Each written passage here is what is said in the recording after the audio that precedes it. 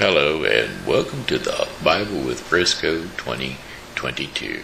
I am your messenger of the word, Shenandoah Briscoe, and today we're going to be covering Leviticus 14 and Matthew 26, 51 through 75.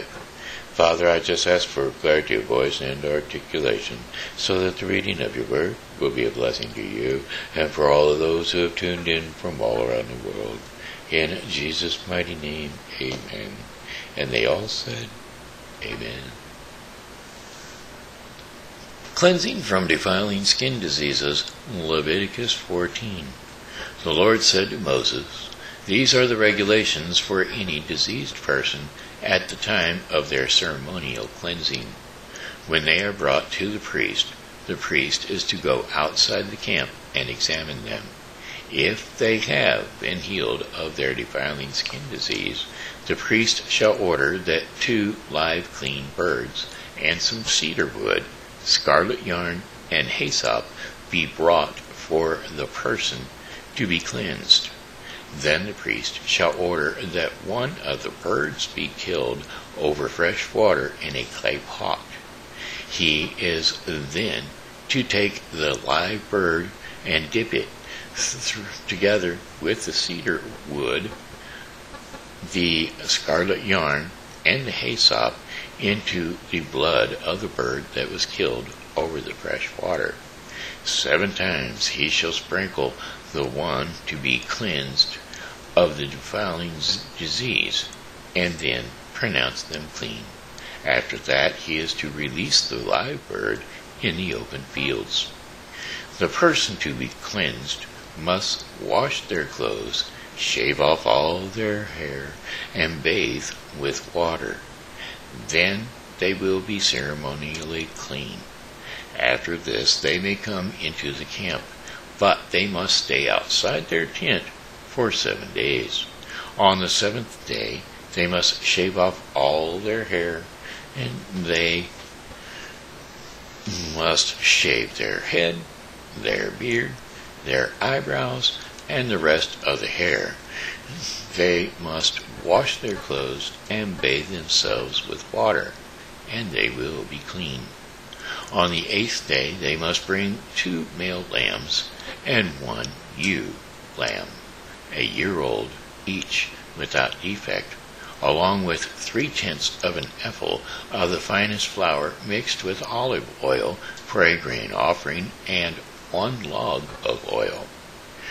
The priest who pronounces them clean shall present both the one to be cleansed and their offering before the Lord at the entrance to the tent of meeting.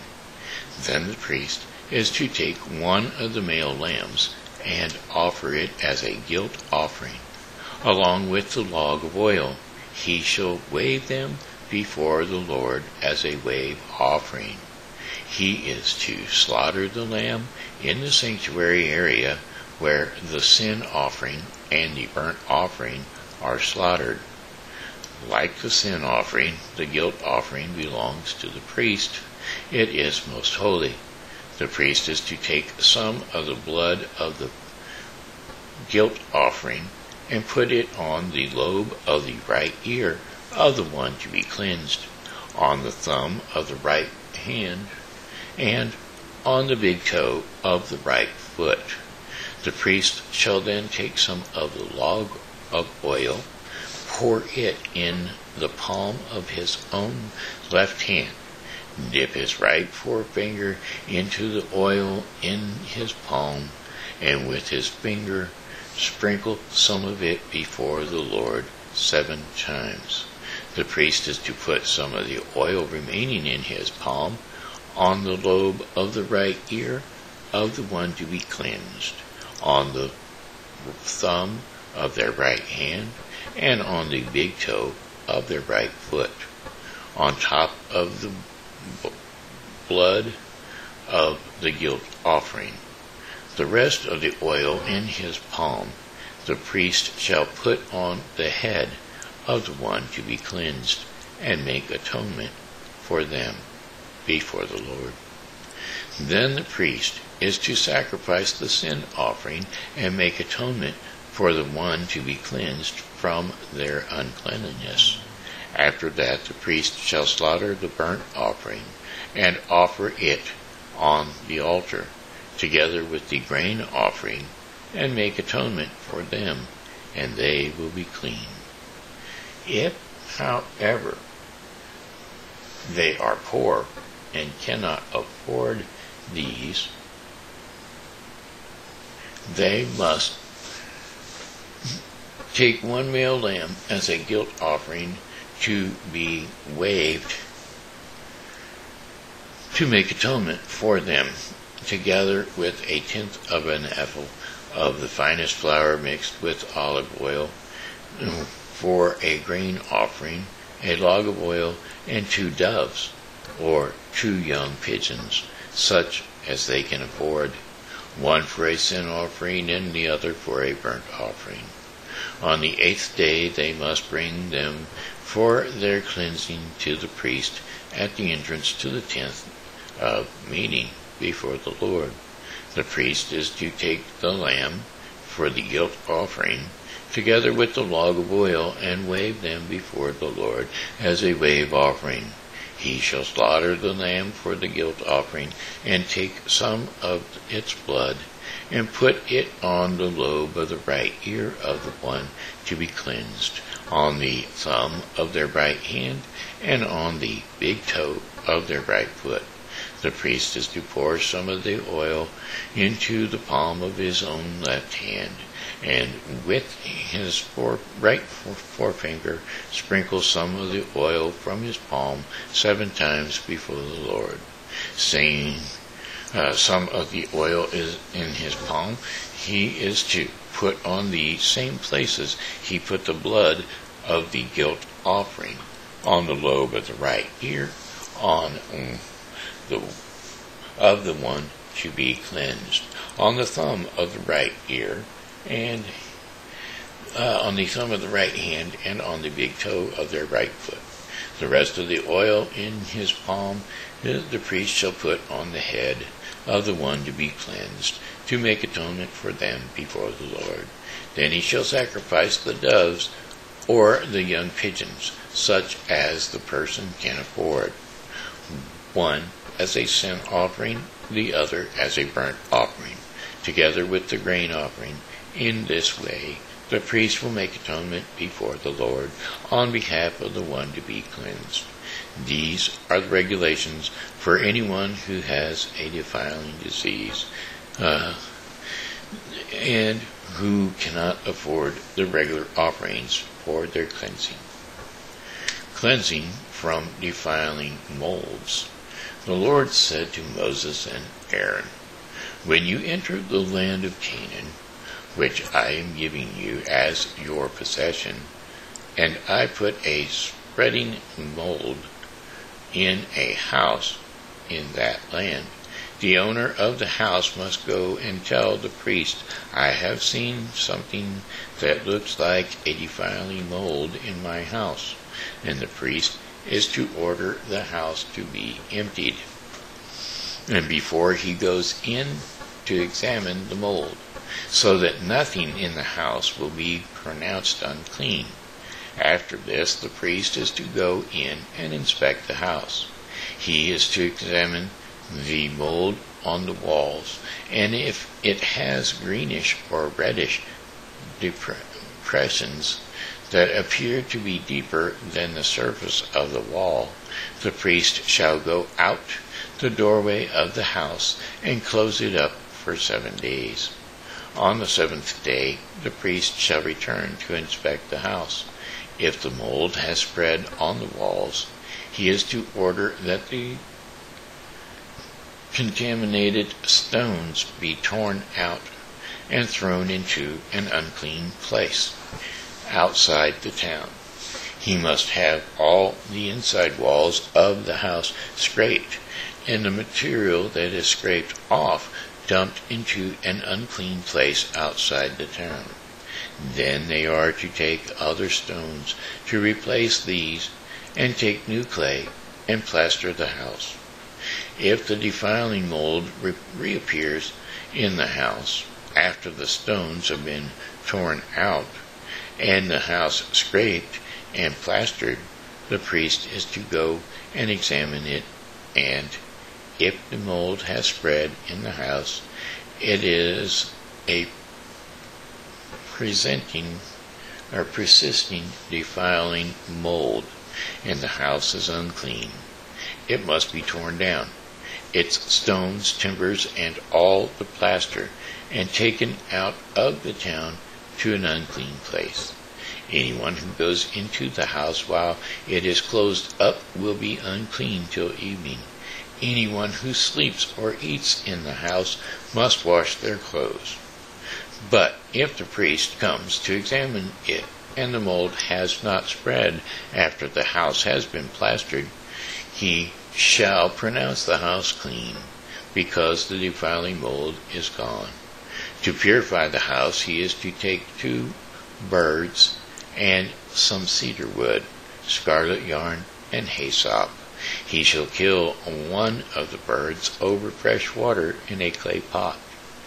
Then he is to take the cedar wood, the hyssop, the scarlet yarn, and the live bird, dip them into the blood of the dead bird and the fresh water, and sprinkle the hyssop 7 times. And he shall purify the house with the bird's blood, the fresh water, the live bird, the cedar wood, and the hyssop, and the scarlet yarn. Then he is to release the live bird in the open fields outside the town. In this way he will make atonement for the house, and it will be clean. These are the regulations for any defiling skin disease, for a sore, for defiling molds in fabric or in houses, and for a swelling, a rash, or a shiny spot, to determine when something is clean or unclean. These are the regulations for defiling skin diseases and defiling molds. That was Leviticus 14. Now we will be turning to Matthew 26:51, so that we can read through 75.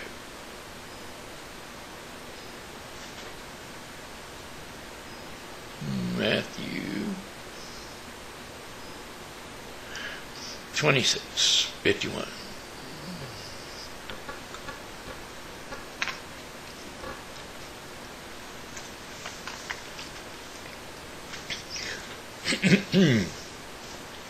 Okay, Matthew 26:51.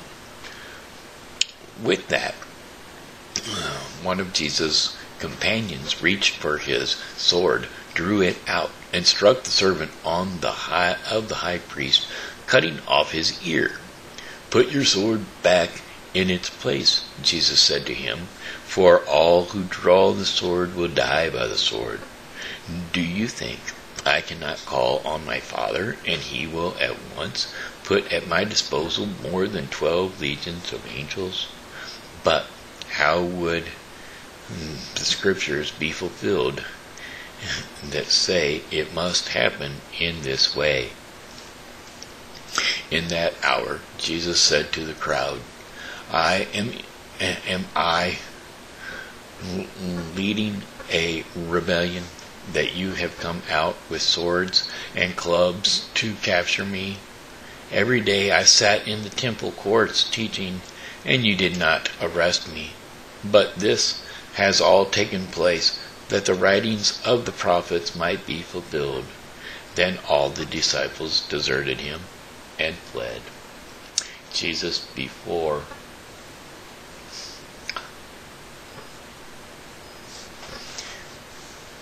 Sanhedrin.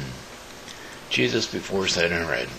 Those who had arrested Jesus took him to Cephas, the high priest, where the teachers of the law and the elders had assembled. But Peter followed him at a distance, right up to the courtyard of the high priest. He entered and sat down with the guards to see the outcome. The chief priests and the whole Sanhedrin were looking for false evidence against Jesus so that they could put him to death. But they did not find any, though many false witnesses came forward. Finally, 2 came forward and declared, "This fellow said, I am able to destroy the temple of God and rebuild it in 3 days. Then the high priest stood up and said to Jesus, "Are you not going to answer? What is this testimony that these men are bringing against you?" But Jesus remained silent. The high priest said to him, "I charge you under oath by the living God. Tell us if you are the Messiah, the Son of God." "You have said so," Jesus replied. "But I say to all of you, from now on you will see the Son of Man sitting at the right hand of the Mighty One and coming on the clouds of heaven." Then the high priest tore his clothes and said, "He has spoken blasphemy. Why do we need any more witnesses? Look now, you have heard the blasphemy. What do you think?" "He is worthy of death," they answered. Then they spit in his face and struck him with their fists. Others slapped him and said, "Prophesy to us, Messiah, who hit you?" Peter disowns Jesus. Now Peter was sitting out in the courtyard, and a servant girl came to him. "You also were with Jesus of Galilee," she said. But he denied it before them all. "I don't know what you are talking about," he said. Then he went out to the gateway, where another servant girl saw him, and said to the people there, "This fellow was with Jesus of Nazareth." And he denied it again with an oath, "I do not know the man." After a little while longer, those standing there went up to Peter and said, "Surely you are one of them. Your accent gives you away." And then he began to call down curses, and he swore to them, "I don't know the man." Immediately a rooster crowed. Then Peter remembered the words Jesus had spoken, "Before the rooster crows, you will disown me 3 times." And he went outside and he wept bitterly. And that was Matthew 26:51 through 75, which concludes the Bible with Briscoe 2022 for today. Tomorrow we will be covering Leviticus 15 through 16 and Matthew 27:1 through 26. Father, I just thank you for your word, because without your word I would not be able to be your messenger of the word. So I give you all the praise and all the glory. In Jesus' mighty name, amen. And they all said, amen.